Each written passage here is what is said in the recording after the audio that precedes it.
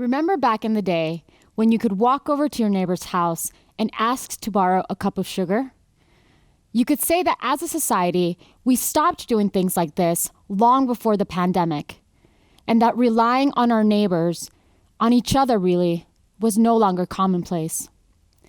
The pandemic has brought about many hardships to our community. However, it has also presented the opportunity to organize and to rebuild that intangible sense of human connection. I strongly believe in the power of perception. Our realities can be very different, but our ability to perceive things positively can be learned. While researching for this talk, I came across a few articles that referred to the coronavirus pandemic lockdown as the Great Pause. How I perceive it, being forced to isolate and ultimately pause our lives, gave us the gift of time, a time to assess, and a time to truly focus on what matters to us, perhaps even a time to find purpose. Crisis has the ability to bring about creativity, innovation, and collaboration, all components of mutual aid, a movement you may have heard about, as tens of thousands of mutual aid networks have sprouted up all over the world this past year. They focus on the concept of solidarity, not charity, on cooperation rather than competition, on working together, yet celebrating the individual skill set to help us all thrive. Mutual aid may be new to you, but the concept is legendary. The earliest account I could find dated back to the summer of 1793, when a brutal yellow fever epidemic hit Philadelphia. Half of the city fled, but the Free African Society, one of the first mutual aid networks in the country, rallied the Black community to offer relief to the sick, shelter orphans, and transport and bury the dead. The effort cost many of them their lives. Yet the work continued past the epidemic as neighbors saw the value in feeding, housing, protecting, and caring for one another. Then throughout the 19th century, Black women were the powerful drivers of mutual aid efforts, establishing scholarship funds, daycares, night schools, and fundraising by holding bake sales, selling crafts, and pooling what little money they had to fuel the work. Their actions were visionary seeds, and the foundation, love. Hi, I'm Puka Campbell. Mutual aid means to me going back to our roots, back to a different time where we were mutual. We went out and talked to our neighbors, back to helping each other and finding out what we were good at and finding out bringing that human dignity and connecting everybody together. It's time to create. We're looking back now and going, hey, what can we create now for this next generation? We're looking at each other now going, what is wrong? What are the gaps? We just need to recreate, and we're doing it together, yes, because we're all in it together. I've seen a lot of people over this pandemic evolve. Come out and volunteer, find out what it's all about. It'll be really different than what you thought.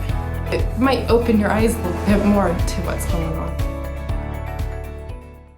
So how does mutual aid work today? Here's something you probably do remember: the great toilet paper shortage of 2020. Scientists and historians will probably be puzzled by this conundrum for centuries, don't you think? Well, as you know, that was only the beginning. All of a sudden, cleaning supplies flew off the shelves, certain food staples went missing, and restaurants had to shut their doors. Employees were being laid off, and people were getting sick. So we became afraid.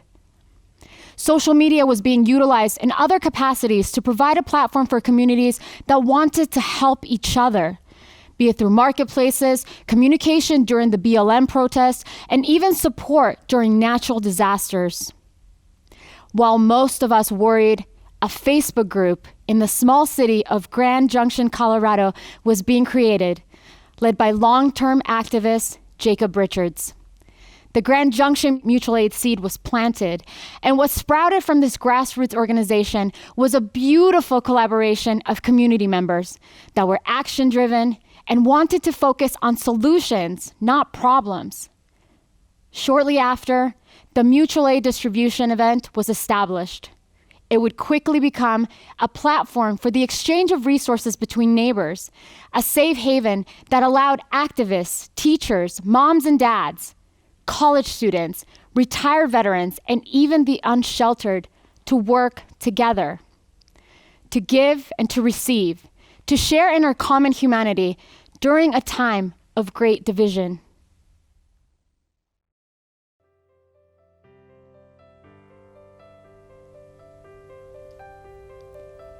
Now I want you to imagine an empty parking lot. Every week, we set up tents and empty tables, trusting that our community will come through. Whether it's neighbors donating what they have harvested from their gardens, the local soup kitchen sharing their surplus grocery rescue, service organizations who have committed to the cause of hunger relief with a focus on maximizing resources through creative distribution channels. At Mutual Aid, there are no qualifications to be met. Everyone is welcome. And for those seeking assistance for the first time, Mutual Aid is giving them back a sense of trust and security because we're listening while working at the grassroots level to support the growing number of people experiencing food and housing insecurity. Through Mutual Aid, we feel we're in a position to better understand the needs of our community and therefore are able to evolve with them in real time. As a new community resource that was created organically to fill a gap that had been there all along, Mutual Aid is committed to working alongside our neighbors so that we can all move forward together. Last summer, we collaborated with organizations like Vote Positive Colorado, who helped people register to vote as well as track their stimulus checks. Grand Valley Peace and Justice, who provided resource navigation and assistance with documents like driver's licenses and birth certificates. Unity Station Cuts, and a Modern Man's Barbershop, who gives free haircuts and barber services. Barclays Hope, who provides complimentary shots to at-risk dogs and cats. We also had Medicare specialists, veteran services, and the most amazing volunteers donating their precious time to help whenever and however they could. On a weekly basis, we're assisting people from all walks of life, from college students to hardworking community members to seniors at long-term care facilities, to our precious war veterans and even the unhoused who have lost almost everything. The stories we hear are a combination of heartbreak and hope. Neighbors that have never had to ask for help are finding themselves in a desperate need to reach out to their community because they were laid off from their jobs due to the pandemic. Single mothers that can't afford to buy baby food or diapers until they get paid at the end of the week. Retired folks that felt isolated, heard about Mutual Aid, and are now part of our volunteer family. It's Tuesday, known as Distribution Day, for the group Grand Junction Mutual Aid. Ellis tries to always make it. I actually look forward to watching people get a little bit of happiness and hope. As much as getting the food is nice, but... Ellis, who right now lives in a tent, is one of about 100 people who will walk through the food line today. Grand Junction Mutual Aid also delivers food boxes and estimates it feeds about 500 families a week. As Megan Crookshank waits her turn, she starts to cry. It's my first time struggling like this. She was a photographer for a local studio before she lost her job in the pandemic. She still has a place to live, but doesn't know for how long. Crookshank feels some comfort being here, alongside others also facing hard times. It sounds so terrible to say that because I don't want anyone to be in a bad situation, but it helps to know that I'm not in this situation by myself. So why does Mutual Aid work? I believe that it is human instinct to care for one another. The survival of the human race depends on the symbiotic relationship between our natural resources and each other. It works because of the beautiful humans that volunteer each week. It works because it has to. My name's Jimmy. Celia Malem. My name's Brenda Case. Melissa Humphrey. Your first and last? Ray Haley. Bowen Moreau. Every Tuesday, we get together on a parking lot with practically nothing, and somehow in the middle of the day, enough food shows up for us to feed hundreds of people. We get thousands of pounds of food from food banks and other community organizations that really help us and partner with us, and that's great, but what really turns my switch is when people come in and they drop off just like a bag or two or a box of something that they grew in their garden, or it's something that's really important to them, and they share it with their community here. And that's what we're building on this parking lot, is a beautiful community of people that come together every week to support one another. And it's not so much charity as in like reaching down and giving a hand up, as it is neighbors just coming together and saying, I've got a little extra.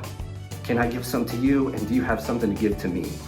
That's what makes this so magical. That's what makes this just a brilliant thing to be a part of. And I want to welcome anybody that hears this to come down and party with us on Tuesdays. Help us feed people, help us clothe people, help us find people, connect them with resources that they need, and come get your own needs met. Come hang out with us on Tuesdays at the distro. Come be part of what we're doing, be part of mutual aid. We'll see you there. Yeah, during a time where basically all we have to do is kind of stay at home and kind of be to ourselves, mutual aid has been a big resource for me to meet new people in the community that I probably wouldn't meet otherwise. And so being able to build these relationships with really unique people and see different dynamics that exist in the community that I wouldn't see just living my day-to-day life. The atmosphere is very, very positive. Everybody is super uplifting and helping each other out. Everybody's looking for ways that somebody might be struggling. They're like, oh, is that too heavy for someone? Looking out for each other, you know, I'm gonna carry that for you, and then you can do this for me. You know, it's a very positive exchange. I feel like mutual aid is very empowering. Feels like something I'm proud to be a part of, something that I want to tell people about. I think just come on and volunteer. I think everybody that comes has a really good time. It's a really unique experience. You might meet some really cool people. I think it's a really good program. Food is something that's very vital and something that everybody desperately needs. So this really does meet a need that's here in our community. You know, there's all sorts of people here. There's people that have housing and they just need a few things, so they come down and get them. And I think there's people who probably don't have housing and are living on the streets or living in shelter homes, so we try to help them too, just by meeting some of their very basic needs. So mutual aid is amazing. It's given me the opportunity to connect with this community and all the wonderful people in it. I love everybody that I volunteer with. We're helping people in one of the purest forms. We also have tons of other resources. It's just so amazing to be a part of this organization. I'm very proud for this opportunity that I've been given. Hi, Smiley Morphinier, mutual aid. Great help to the environment. It's a great intervention in the community. A bunch of great individuals. I'm just happy to come and see them every week. The thing that I've noticed that the pandemic really impacted the community is that there was a lot of isolation and a huge gap between resources and the community. In particular, people in the community that didn't fit into a certain criteria for resources that they might typically receive. And that was a gap that was amplified by the pandemic. I've seen mutual aid do really powerful work in connecting those community members to resources, and it was particularly important for people that maybe did not have homes or did not have regular medical care, that really needed significant, complex care, and mutual aid's been able to connect those people to those resources. I've been working with mutual aid basically since about the time it started, within a day or two of it. I think mutual aid has a huge impact in empowering people, letting people know that somebody is always there that cares, there's always an ear, there's always some kind of help. Each one of us can help every person, but every one of us can help somebody. And if we continue to keep that mentality, I think our community builds itself up and we all are better in what we do every day. As y'all know, there's a lot of other groups within mutual aid. One of them is senior engagement, where we are actually getting volunteers to get out into the community and bring some joy to our senior citizens. We also have been doing masks for the community and beyond since the beginning of the pandemic, and that continues to be a vital part of our function. Mutual aid has completely redefined my entire sense of empathy for other people. Everything from dog vaccinations, books, clothing, and especially food. We try to cover pretty much everything. In doing so, I feel so much more kind, just as a human being. I love these people and I love this place. Inspired, are you? So where do we go from here? We grow organically and in solidarity with our community. We embrace the concept of adapting in a fast-paced world and focus on eliminating barriers. We evolve with the needs of our community. We create a new kind of not-for-profit organization, one that will support and fuel the fire of grassroots groups by providing accessibility to resources. The kind of organization with a non-hierarchical structure that strives to listen to everyone's voices equally. The kind of organization that is action-driven and focused on solutions, on partnerships and networks rather than competition. We will name it Mutual Aid Partners. So how do you get involved? The mutual aid distribution is happening right now, every week, here in our backyard. We need people like you and I to help bring new ideas to the table, to help us connect on a basic human level, so that we may rebuild that sense of community we're all craving right now. Thank you.